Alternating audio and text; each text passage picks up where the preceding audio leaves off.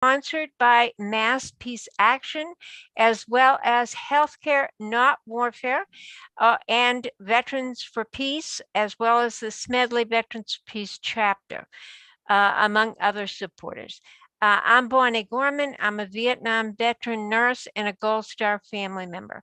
Have been active with many peace and justice organizations since then. So we are thrilled to host tonight's webinar with three luminaries of the peace and justice world, and particularly Save Our VA campaign and the Healthcare Not Warfare campaigns. They are, the luminaries include Suzanne Gordon, who's a senior policy analyst with Veterans Healthcare Policy Institute and the author of many books, including The Wounds of War and the current book that they're talking about tonight. Steve Early is the co-author. He's a freelance journalist for national publications. He's a labor organizer and a lawyer. And his latest book is Refinery Towns. Nancy Lesson, who is the founder of Military Families Speak Out, is also a labor leader and peace and justice campaign leader for many years related to the war, particularly the last 20 years. So the format, we have two presenters, and Nancy Lesson is doing interviews with them. We will have a live Q&A that will follow the presentations. And then you can post questions in the chat or raise your hand or the hand marker, and we'll watch out for those. If we don't find you, just wave on the camera. And the video is being recorded for perpetuity and for posterity, I meant to say, and it is on, you'll be able to find it on Mass Peace Action's YouTube channel. So without further ado, Save Our VA, Stop Privatization. Suzanne or Steve, who wants to take off first? Thanks, Steve. Will. I first want to thank Bonnie for arranging this, and Amar for providing the technical help, and really appreciate our friends in Mass Peace Action and Veterans for Peace collaborating on this discussion tonight. It's great to be with our old Boston Union sister, Nancy Lesson. I'm just going to say a few words about the overall content of the book, and then turn it over to Suzanne, who's been on the Veterans Affairs beat a lot longer than I have. Our current book, which was published last month by Duke University Press, examines the physical, emotional, social, economic, and psychological impact of military service on the 19 million Americans who've been in the military. We think it's kind of unique in its focus on military service as a form of work that comes with its own distinct occupational safety and health hazards, most of which, surprisingly enough, are not directly combat related. One example of the kind of hazards that people encounter in the military has been much in the news lately as a result of congressional passage of legislation that and healthcare benefits for 3.5 million were unnecessarily exposed to burn pits during their service in Iraq and Afghanistan. So in the book, we look at how job exposures, job problems can affect adversely veterans' later transition from civilian to civilian life and work. We look at some of the better places they land, good unionized jobs at the post office, at the Department of Veterans Affairs, at unionized private sector companies like the phone company. We also describe the critical workings of the VA, the Department of Veterans Affairs, which delivers specialized care to the 9 million men and women who served in the military and are now eligible for VA coverage, and helps others transition back to civilian life through programs like the GI Bill, which several million post 9/11 veterans have taken advantage of over the last 20 years. We take a look at veterans organizations, philanthropies, big corporations and labor unions and their relationship to veterans issues and problems. All of these groups, of course, like most Americans, claim to be pro-veteran, but not all of them actually function as reliable allies or even advocates for veterans if they have them among their own members. There's a lot in the book about the continuing threat of privatization of veterans' health care. This is a bipartisan project that started under Obama, was worsened under Trump, has been continued under Biden, and there's a lot of complicity in this, as we'll discuss later on the part of both corporate Democrats and conservative Republicans who favored ever-increasing outsourcing of veterans' healthcare to the private healthcare industry, which is something we strongly oppose. We show how former military officers have been increasingly recruited to play prominent roles in national politics. This so-called service candidate phenomena has led to a current crop of 2022 candidates, which we can discuss, but certainly on the Republican side are a pretty scary bunch of veterans. Some of the Democrats who've been recruited over the years from military backgrounds to run haven't been much better on foreign military policy issues and haven't even been strong supporters of their fellow veterans who tend to be poor and working class, not college educated and well positioned to run for public office when they leave the military. We look at some of the class, race, gender, and political tensions and divisions within this veteran population of 19 million. Some of those have been the basis for the emergence of a new generation of veterans organizations, which we can talk about over the last 20 years.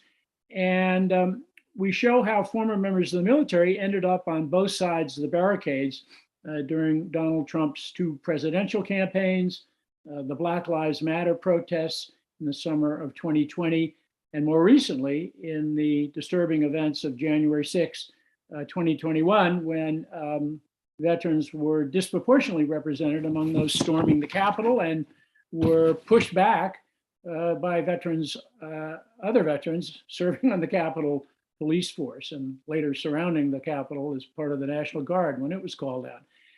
We end up by proposing a new agenda for Veterans Affairs that we think would help counter ongoing Republican efforts to exploit veterans' grievances and problems for political gain in this election year and certainly in the next presidential election. And we are mainly making a pitch that more people on labor, the left, and progressive movements, social justice struggles, pay attention to veterans issues because veterans are key voting bloc, much cultivated, much pursued. And if we don't find ways to build bridges to more veterans through progressive veterans organizations, I think we're going to see more of them drifting to the right.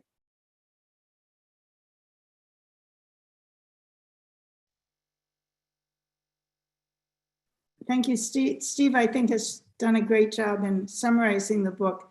And again, I want to second his thanks to Bonnie and Nancy and Amar. I'm going to talk a little bit about the struggle against VA privatization and really why non-veterans and peace and justice activists and healthcare reformers should get involved. I think if you ask the average person who's involved in who's a non-veteran, who's involved in social justice movements, peace and justice movements, the labor movement, and health reform struggles about the VA, they mostly don't know anything about it. many of them, because of our all volunteer military, don't know many veterans. So they don't have any reality checks when they read the headlines in the newspapers.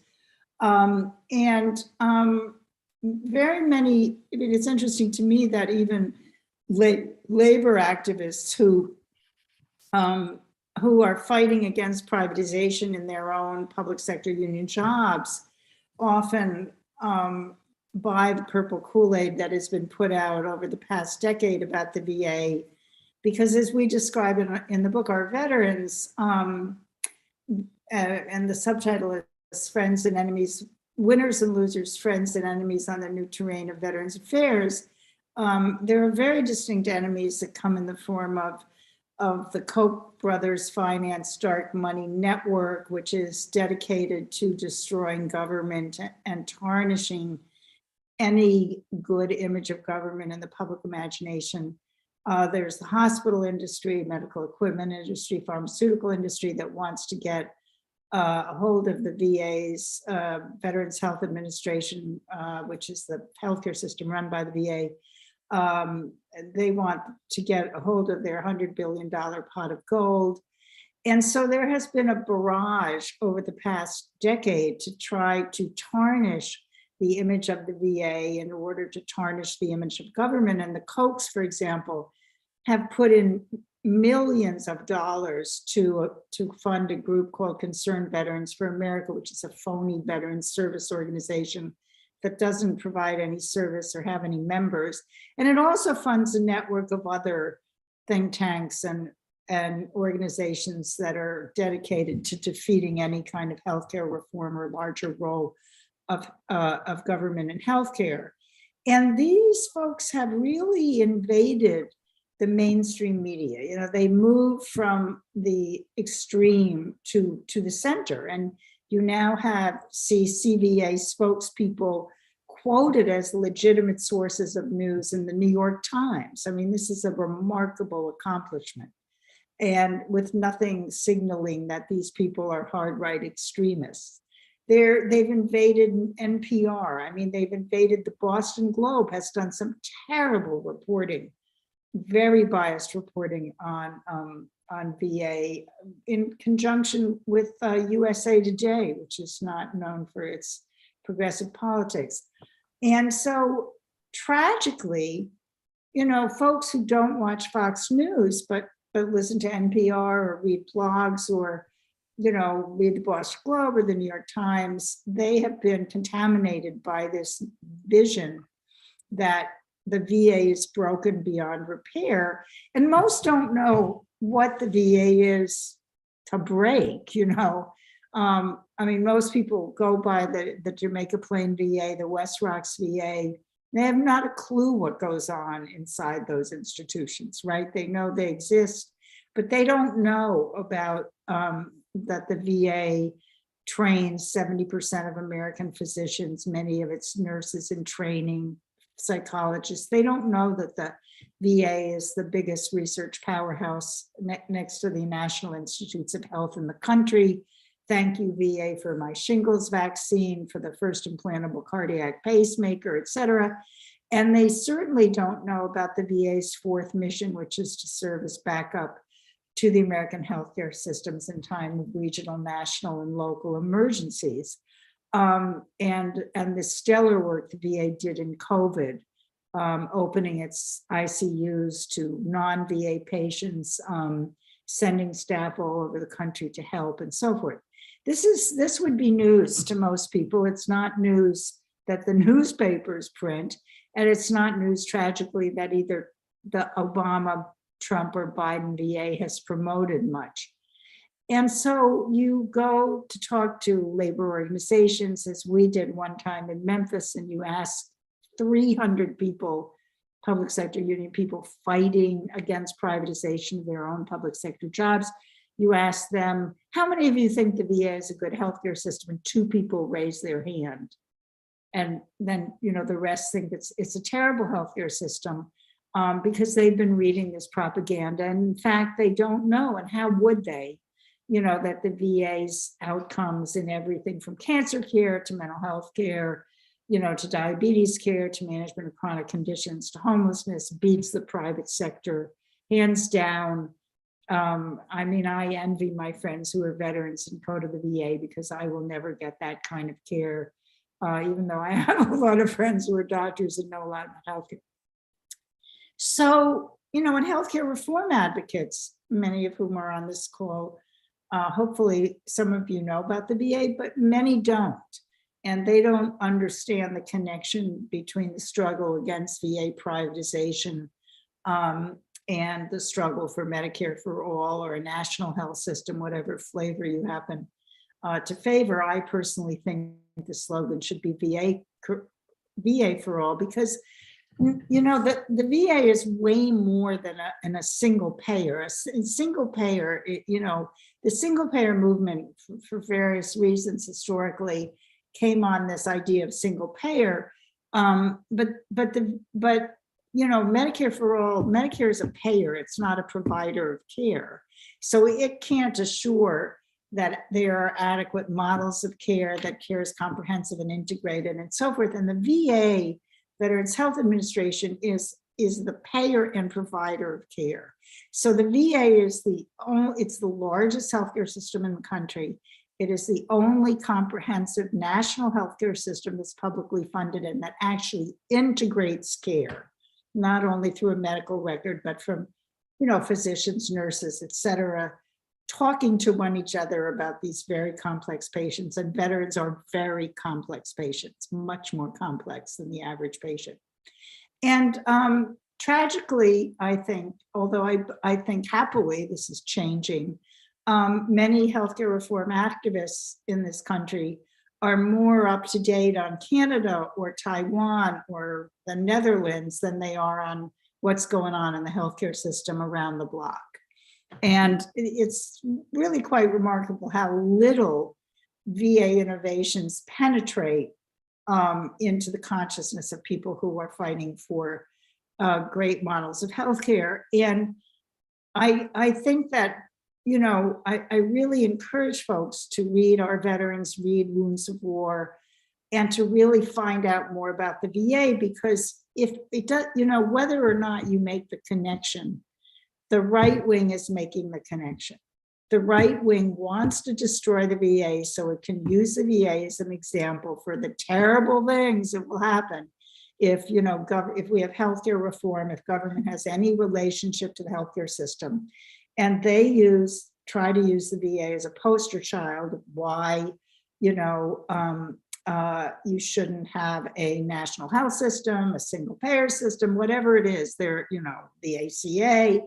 And so, veterans it is really important for folks in the peace and justice movement, folks in social justice, and folks in the healthcare reform movement to get the fact that it shouldn't just be Veterans for Peace and veterans who are fighting VA privatization, because if anybody thinks that we can win broader healthcare reform if they kill the VA, then think again.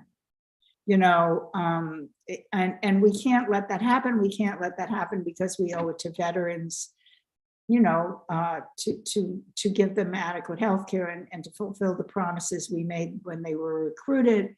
And we owe it to ourselves to preserve a model of amazing healthcare for the United States and to learn more about it. So I'm going to stop there. I'd be delighted to answer questions. And I think this is a wonderful opportunity to make links and between groups that sometimes don't make these links. I mean, I've often talked to peace and justice advocates and anti-war advocates who actually feel the VA is like bad because it's somehow enabling the military, and why should we save the VA? They're enabling the military industrial complex, and that that is just the farthest thing from the truth. I mean, it's the DOD, it ain't the VA. They're trying to pick up the pieces, and they're very underfunded, and every dime that is spent in the VA and allocated to the VA is begrudged by the very people who send people into these horrific military adventures which destroy their bodies and souls.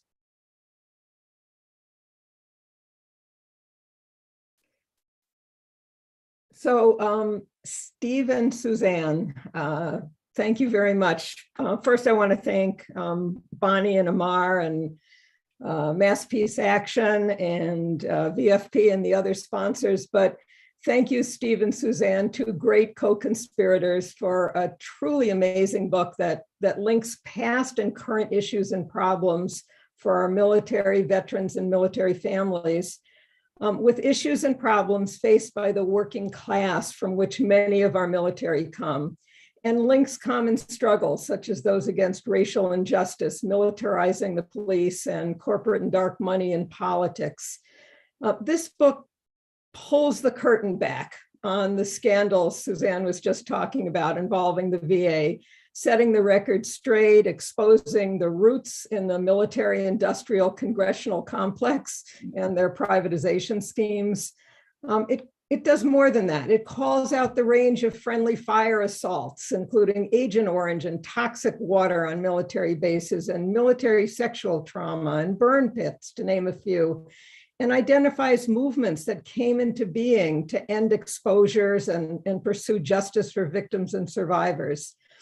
It places blame for the suffering in our military communities and society at large caused by endless wars squarely on the shoulders of the military-industrial congressional complex, calling out both major political parties in the process. It highlights links between fixes for the Veterans Health Administration and also support for Medicare for All, as you heard Suzanne talk about. It lays out some strategies for building progressive activism to address problems and build strong movements for healthcare, for social and economic justice and peace. So I want to start with this. Military Families Speak Out experience with military and veterans healthcare has been a real mixed bag. Before the VA, it's TRICARE. TRICARE is for active duty and Guard members, which had its own nightmares. One reason people have joined the military is for healthcare. One of our families in Rhode Island, their young child needed open heart surgery and the family couldn't find jobs with good health insurance. So the father joined the military to access TRICARE. His child received the surgery, but the father was then killed in Iraq. Military Families Speak Out families have dealt with suicide from moral injuries and PTSD since spring of 2003, before any of the headlines. One family's son was seen at the VA for suicidal issues in 2004. He was released after 3 days as an inpatient and told he needed to deal with his alcoholism first. His father then found him hanging from the basement rafters by a garden hose. Last fall, another member whose son served at Abu Ghraib was having difficulties. He was put on antipsychotic meds by the VA rather than person-to-person therapy that he sought, and he killed himself right before Veterans Day last November. Wait times, getting scheduled have all been problems. Just getting into VA care can be a problem due to things like bad paper discharges. In your book, you reveal lots of the manufactured causes for some of the VA's problems and the ulterior motives involving privatizing the VA rather than filling vacant positions. I just wanted to see if there's anything else you wanted to say more about those who want to disrupt the socialized medicine of the VA, and anything about how they're doing this, the planted stories that you talk about in the book, to kind of underscore scandals that were, questionable at best. I just wanted to give you an opportunity if there's anything else you want to say about that before I move on. Yeah, I'd like to address some of the things that you mentioned. First of all, the VA is not perfect. There are problems. And like any healthcare system, I mean, it's the largest healthcare system in the country. 380,000 people work for it. There will be misdiagnoses. There will be people that fall through the cracks, et cetera. But I really want to emphasize that the problems that you described, Nancy, come from the fact that Congress, well, first of all, these problems start with the DOD and then get blamed on the VA. Why did this one commit suicide? Why did, the reality is the VA didn't start the wars, Congress did. The VA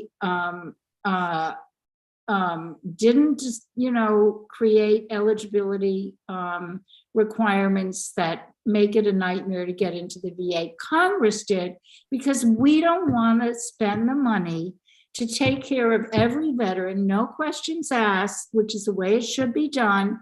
Come right in, sign up before you, leave the service. You're sent into the VA, you're taught about the VA.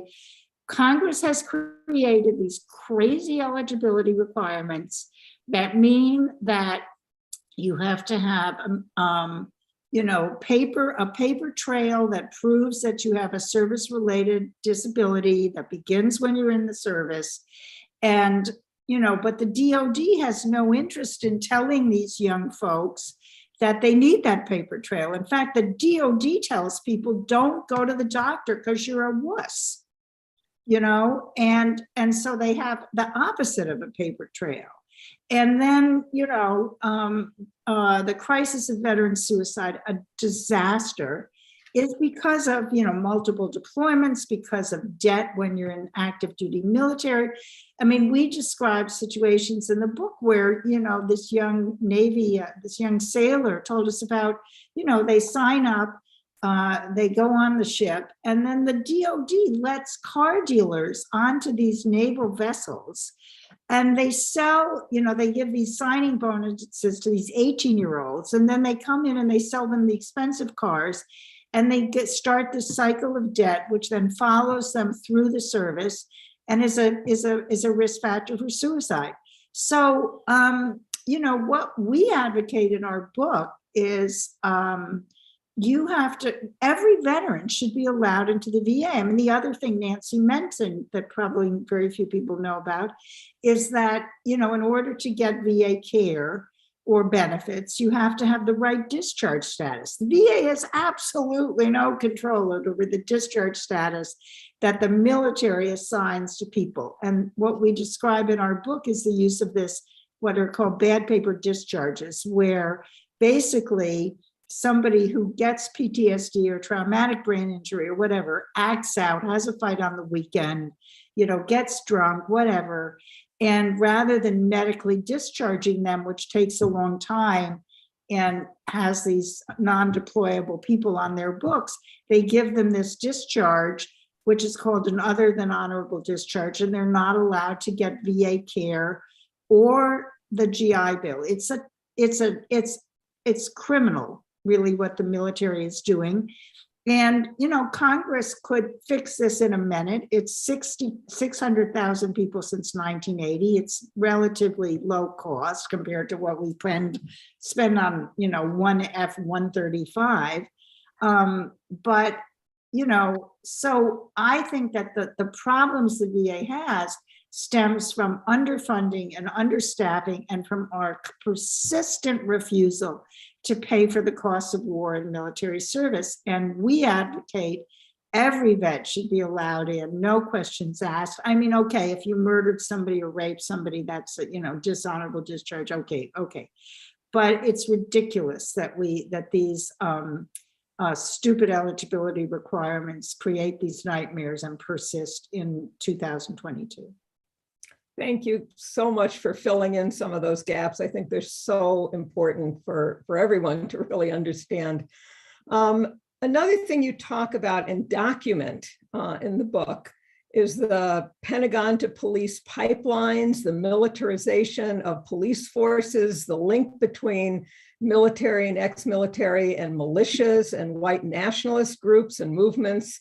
Just this month, we read about the membership list of the Oath Keepers, including many from law enforcement and military communities. You write about what's enabling this and what you see may be needed to disrupt it. So do either of you want to just talk a little bit about that? Yeah, well, a lot of people on this call, probably more than most, have long been concerned about the Pentagon to police equipment pipeline. I'm sure it's been something that Mass Peace Action has campaigned against.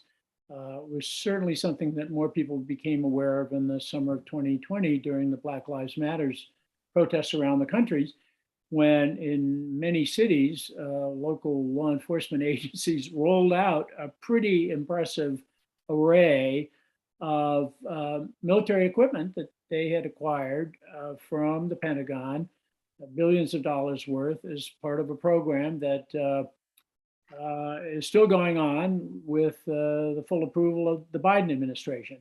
In the book, we talk about the Pentagon to police pipeline, which doesn't involve equipment, it involves people.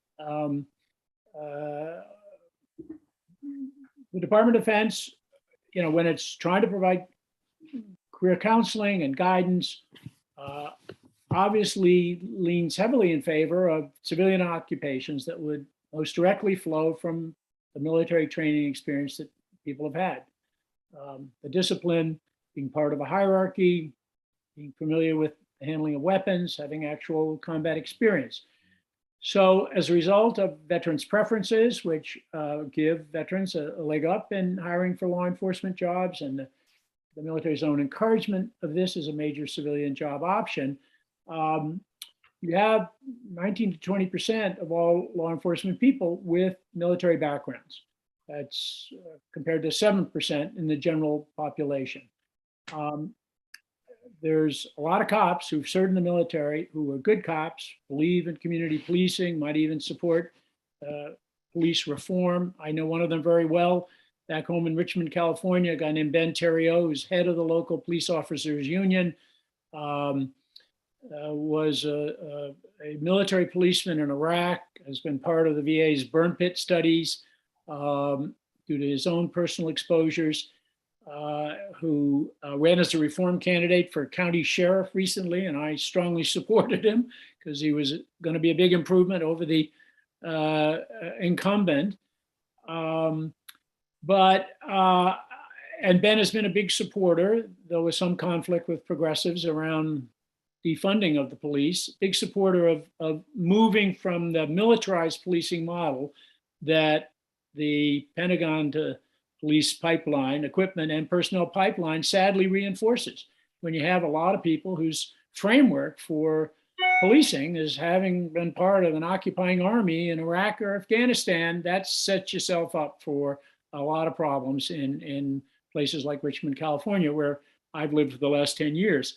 And so I think in the chapter, we're citing studies by police chiefs, by law enforcement experts, by people who treat police officers themselves for very common occupational hazards that they have: PTSD, stress, a high rate of suicide, domestic abuse, and other problems.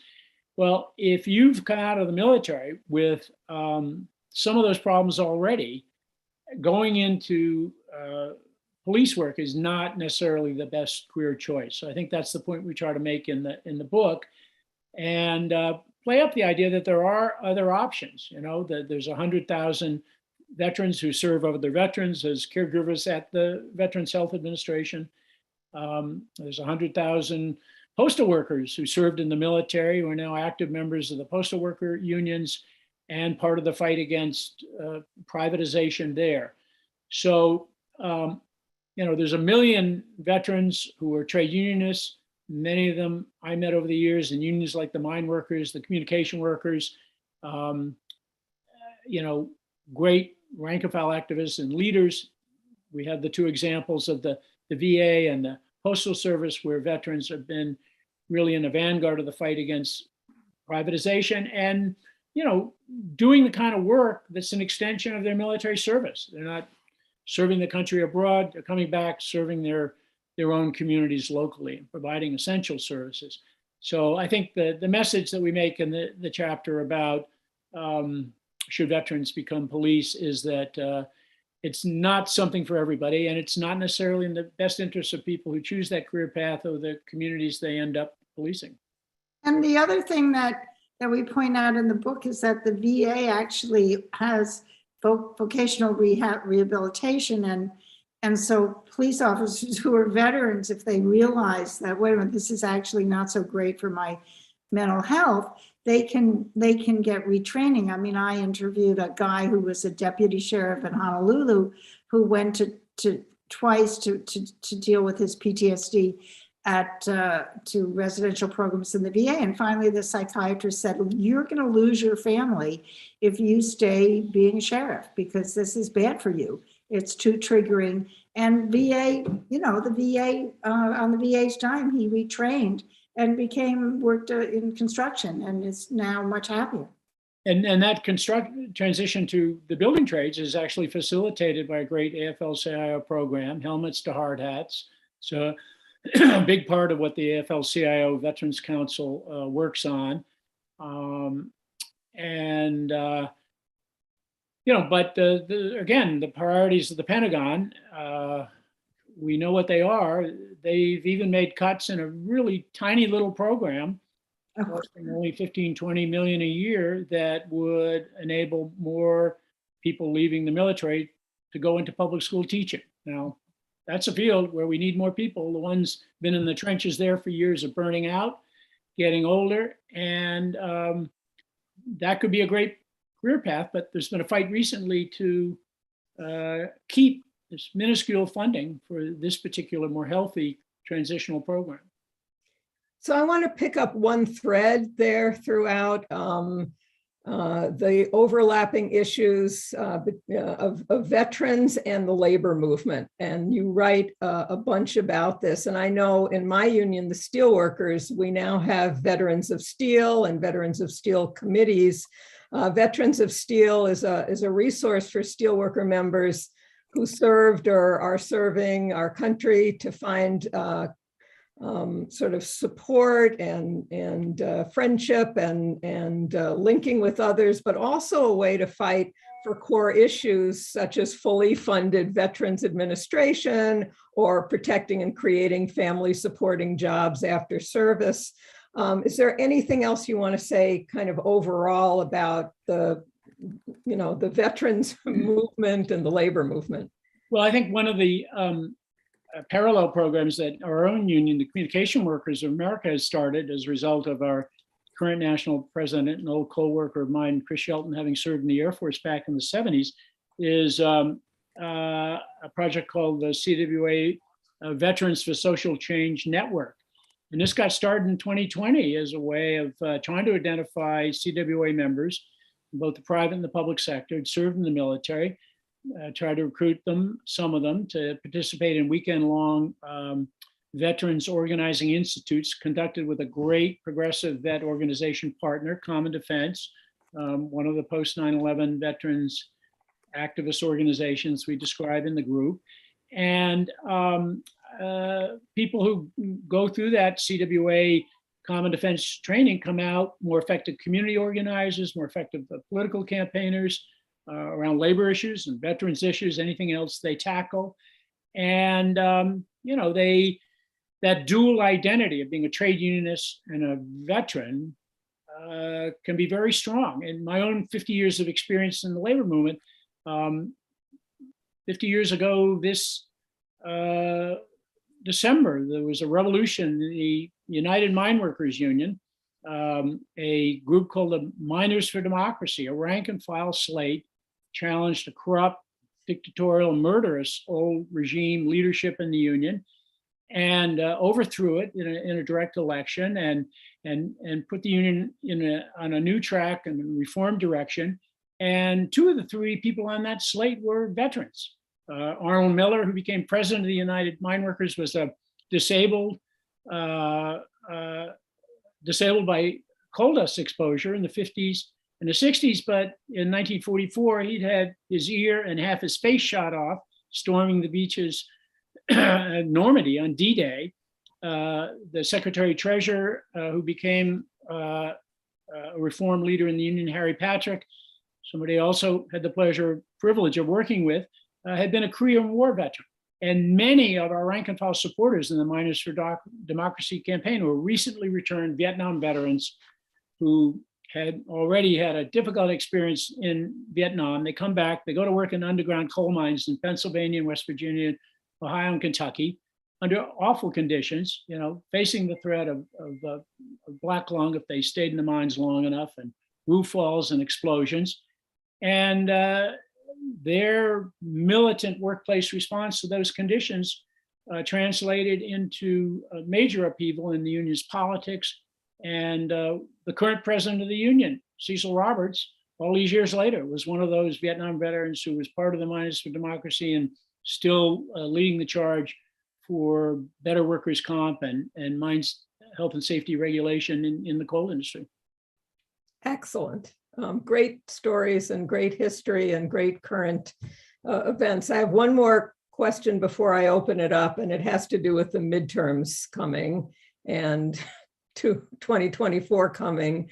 And if you could talk about the spectrum of military and veterans now serving, how political parties are maneuvering candidates who are veterans. I mean, we know on the right, we have J.D. Vance in Ohio, who was a Marine, a journalist for the 2nd Marine Aircraft Wing, Doug Mastriano in Pennsylvania, retired Army Colonel, Ron Fly the Migrants to Martha's Vineyard DeSantis, who was lieutenant commander in the Navy, Don Bolduc here in New Hampshire, Army Brigadier General running for Senate. And then there's, those more in the center, like Massachusetts Marine veterans, Seth Moulton and Jake Auchincloss. Is there anyone on the left coming up, or, how's this all working? Whatever you can tell us about that. Well, it's a tough row to hoe if you don't become a political candidate as a corporate Democrat or a conservative Republican, because either path requires having the kinds of educational and political connections that are primarily found in former members of the officer class. Most of these successful politicians, and hopefully some of the ones that you just mentioned, will not be successful at the polls in November. But the service candidate phenomenon has really been fueled by people with college and university backgrounds, served as officers in the military, in the CIA, and other national security agencies. And they come back and they play what we call a veteran card. I've been to war, I'm expert on military and foreign policy. I'll do a much better job than these civilians. And so, we have fewer veterans in Congress than historically, other historic periods, but it's 19 or 20%. It's, a disproportionate number. And sadly, as we document in the book, many of them are not great friends and advocates and allies of fellow veterans. Some have, spoken up on and voted the right way on some issues related to ending our forever wars. Most have not been willing to support even the smallest cuts in military spending. And, the veterans who become radicalized by their experience have good friends. One is a fellow named Matt Ho, who's running as a Green Party candidate to the US Senate in North Carolina. The Green Party ticket, which I voted in the safe state of in the safe state of California 2 years ago, in the presidential election, had an all-veteran ticket. Both candidates had Howie Hawkins and Angela Walker had served in the military. It didn't get them a lot of votes, and it didn't get them much airtime, didn't get them into any debates. So it's tough. And some of the more populist, working class oriented younger vets who have been challengers in Democratic primaries, that corporate establishment has kind of shut them down, and their careers sadly have been kind of short. So it's going to take kind of more of a movement really to propel a better brand of service candidate into public office. And it's a tough transition going from being an activist for About Face or Veterans for Peace or Common Defense. Brittany Ramus DeBarris was someone that we strongly supported, was running for Congress in a Staten Island-based district, but against a fellow veteran, the Democratic primary, Max Rose, a month or so ago, but I believe only got about 25% of the vote and was outspent and, marginalized by the party establishment because, even though she's a woman of color, served abroad, combat veteran, great organizer, one of the key people in About Face, they don't want a new member of the squad who's been in a different kind of squad. I remember when we first started Military Families Speak Out, of the 535 members of the House of Representatives and the Senate, one had a son or daughter in the enlisted services. So the kind of rank and file in the military is not well represented, as you mentioned. I want to open it up now. If you could use the raise hand function if you want to ask a question. And Louise. You're on mute, Louise. That better? Yeah. Good. I just wanted to mention that Mass Peace Action is sending out a press release in promoting your appearance at Porter Square Books on Wednesday evening. And I'll make sure that it gets sent to a wide variety of press contacts, because it sounds like you need the widest variety of press contacts possible. But Porter Square Books is a great bookstore. It's really very, very progressive. And I was going to talk to the manager there tomorrow and see if they couldn't help too. So anyway, and I'll be there. So it should be interesting. Thank you. You're hired as our publicist. And I'd love to. I'd love to. Oh yeah. thank you. No problem. Thank you so much. Okay, if you want to maybe give your email to Amar or someone or Jonathan, whoever, then I can email you the press release and you can see what it. So I will put my email right now in the chat. Okay, great. And let me just put my glasses on. Yeah, I know what you mean.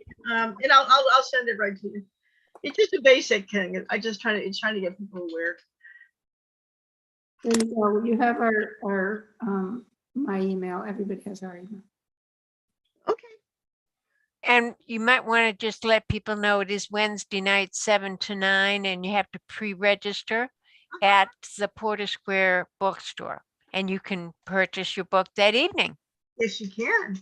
Thank you. Sure. Probably even get the authors to sign it. Yeah. Totally. Great. Thanks. So any other questions from Jonathan, I think Jonathan has a question.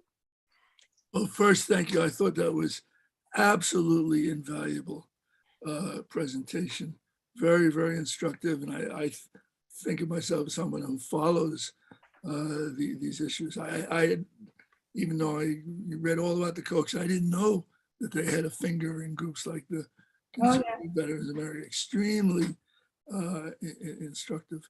And then I have always assumed that I've given 50 talks saying this, that all veterans have access to the VA. I didn't know you have to show, some kind of combat disability. It's you have to have the right discharge. You have to have a proven, not combat related, military related problem, or low income. So if you're too healthy or wealthy, you can't get into the VA. So they take care of the sickest, oldest, and poorest patients in the country. So two things that I think people don't know and would benefit from knowing. In my experience, most people assume that the VA budget is in the Department of Defense budget. So they read about the billions and billions of dollars going to the Department of Defense, and they just assume the VA is getting it. And they don't know, and most Americans don't know, that the VA is on the civilian side of the budget. And when they send $40 billion to Ukraine, that's a cut in the VA. That's one.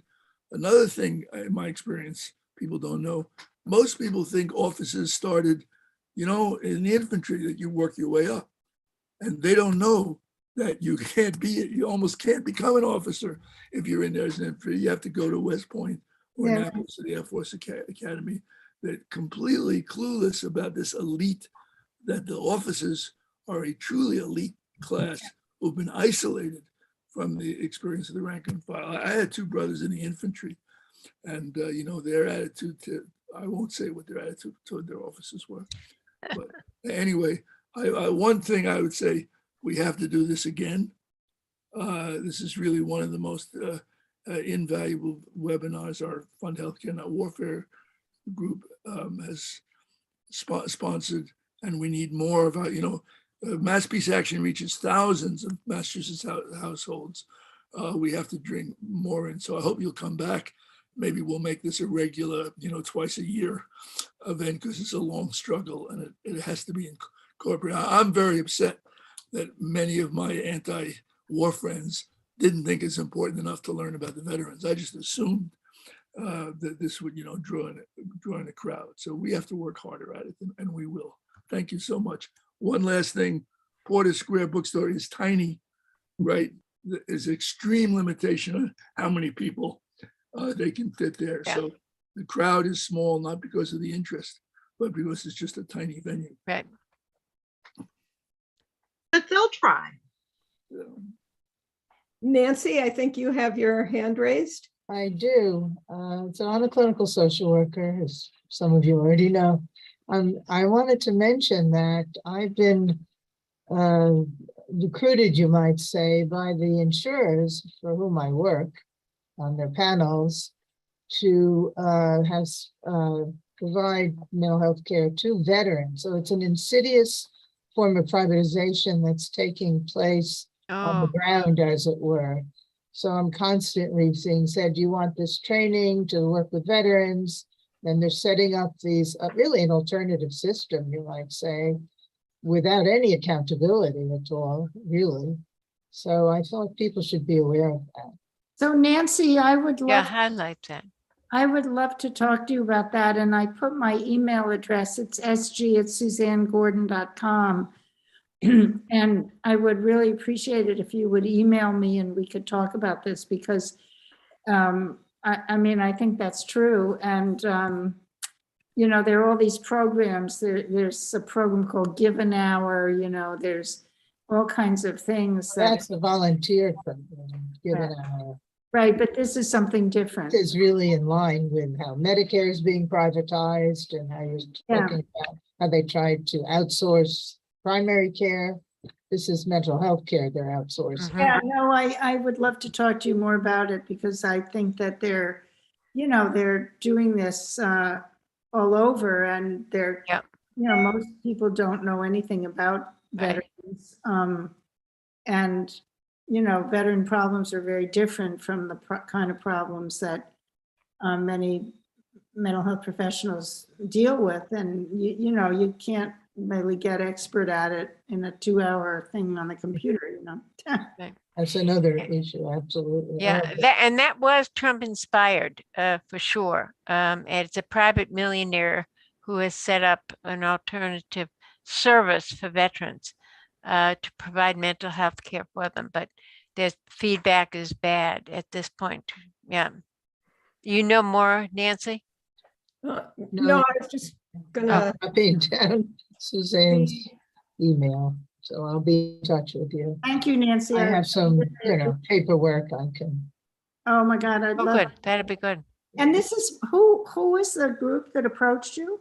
Well, Aetna does it, Optum does it. Right.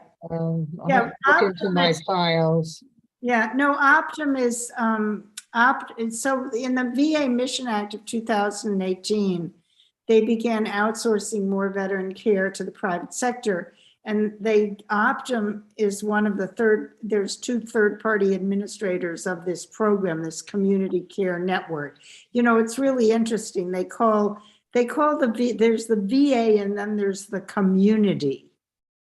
Community providers, as if the VA isn't part of the community, and as if Optum and United Healthcare are somehow community, cozy, sweet, warm, fuzzy, as opposed to corporate. It should be called the corporate. Right. Absolutely. But Optum, the reason why they're reaching out to you is because they're trying to recruit folks to take care of veterans. Yeah. So thank you so much for the insight. It will be very helpful to talk to you more about that. did anyone else want to ask a question of Steve and Suzanne while they're here and you're here? I'm not seeing a hand raised, so I'm going to sneak in one more question. You write about veteran service organizations of all different stripes, from the American Legion to VFW, to Paul Rykoff, founded Iraq and Afghanistan Veterans of America. We knew him well. And then Veterans for Peace and About Face, formerly Iraq Veterans Against the War. Do you want to say a little bit about the roles these groups have played and changes you've seen and arenas where some of these voices are really needed? Steve, you should. Yeah, well, I think one disturbing thread between what we call the old VSOs, the old veteran service organizations, the more familiar ones to most people, the American Legion, the Veterans of Foreign Wars, Disabled American Veterans, and Vietnam Veterans of America, and the younger generation like IAVA that emerged post 9/11, is what we call the corporatization of Veterans Affairs. When these groups age out, some are doing, and they have a dues-paying membership base, if they ever had one, that's eroding, they tend to look for other sources of funding. And so what we document in the book is corporations, particularly healthcare corporations and insurers, Yes. the companies we were just talking about, who are now vendors or contractors for the VA, making substantial contributions to the programs of the American Legion and the IAVA and AMVETS and other groups. We argue not hostile to other things that these groups do, which at the level of individual member representation is very positive, very necessary. People need help from their veteran service officer at their Legion posts when they've got a fight over their disability claim. But in terms of policy and the stances these organizations take or don't take on the privatization threat, they've been seriously compromised by the corporate money that they're taking.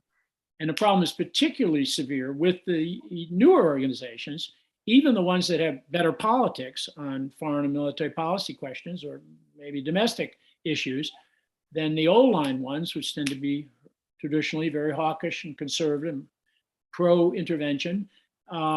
But they at least have something resembling a membership organization structure. You know, people have to get elected, officer of their local post. They have national conventions. They pass resolutions by taking a vote. But both the old and the new groups, the more they become dependent on corporate philanthropy and particularly grants and donations, special funding from special interests that want a piece of the pie, that want more outsourcing, want more privatization, because their companies are going to privatize it.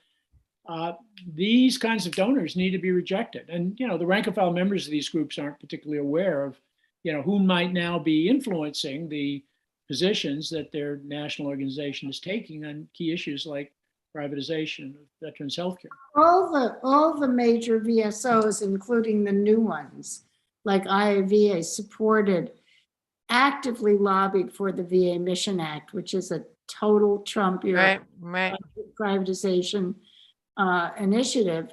And if you go on, we researched this IAVA, you know, which was Paul Rykoff's group, which now has been taken over by somebody a little more reasonable, but they are completely in hoc to healthcare companies, insurance companies, and, you know, so are other major VSOs. And so it's not surprising that, you know, they come out in favor of VA privatization, even though they claim, oh, no, we just want to give veterans choice, you know.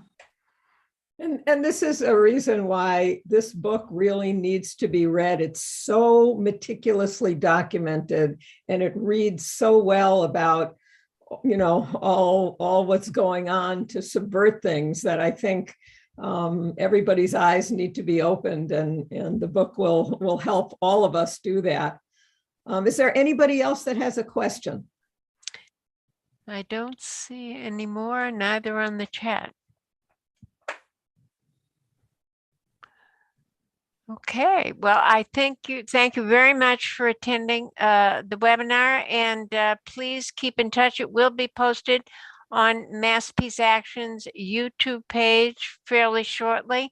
And you're welcome to come. You have to pre-register though, on Wednesday night for the Porter Square Bookstore in-person event. And last call for questions. Anybody out there? All righty, we've I got just thank wanna- yous. I just wanna- Yes, Suzanne, please. I just want to give a shout out for anybody who wants, I mean, we have a website, ourvetsthebook.org, but the Veterans Healthcare Policy Institute, which I helped found, I really want to give a shout out to, and it's probably too late to put it up in the chat, but Yeah, put it in the chat if you would. That is a critical, yeah, yours is the most comprehensive Veterans Healthcare Policy Institute. it's Yeah. veteranspolicy.org. And The veteranspolicy.org. Veterans Healthcare Policy Institute. And Jonathan and anybody else who wants to follow these issues, I would really encourage you to subscribe to our newsletter. It's a freebie, you know. And if you want to keep up on this, I think we're kind of it for, you know, the fight. We in SOVA, VFP, is where it's at for the fight against VA privatization. And I'm really honored to be on the steering committee of the VFP SOVA group. So please don't hesitate to reach out to VHPI. Fabulous. Well, thank you so much to everybody for your contributions, Suzanne, Steve, Nancy. It's been terrific and we have a job to do. There's a lot more to come. We're all going to get our action page established and we have to, the next time we get together, we have to have our action plan in place. Thank you. So thank you. Take Good care, night. everybody. Good night. See you later.